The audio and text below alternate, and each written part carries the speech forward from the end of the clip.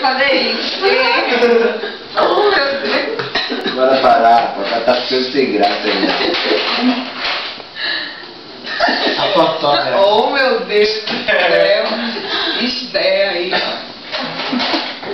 Você tá filmando? Tá. Se eu fizer isso, a Malu me mata. Tá filmando, né? O dia que foi falar alguma coisa demais, não, faz não. Buchinha. Foi, tá lendo? Foi uma brincadeira que fez com mais. Foi uma brincadeira.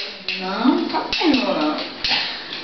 Lembra, não? Ele foi mais do que Ele tava ali, aquele do Bonfim. Ah, não sei não. Foi no Bonfim. Como é que é o nome? Foi. Uma branquinha, Foi, tava no crema. cheinha. Foi ela mesmo.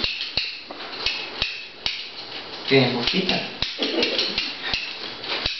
Não é que tu já se apelido? Não, meu amigo. Não, ela ia contar naquele dia no chat, aí eu fiquei esculhambando ela. E ela contar de onde surgiu. Não dá. Vamos dar essa da apelido. Bufita vai vem de bufa.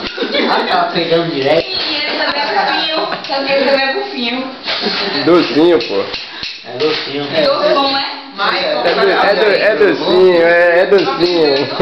Ai, eu acho mais docinho. Ah, você já tá. Eu tava sacaneando você naquele dia. Eu sei mais que você, eu sei que o dele é Qual era o bufinho apelido? também. Eu falei docinho pra ele me chamar. Aí fica bonito. Você chega no meio de um monte de anos, é docinho. Docinho é coisa meio gay. Chega, só dizer, chega por trás dele. Gente, vocês querem no prato ou no guardanapo? Não. Parece Cadê que que dá tá prato. querendo guardar? Jogando no lava-prato. Eu digo assim pra Jojó, você quer vitamina? A gente tem uma preguiça, a gente adora também. Jojó, você quer vitamina? Vai lá. Fica aqui. Você quer vitamina? Não. Não,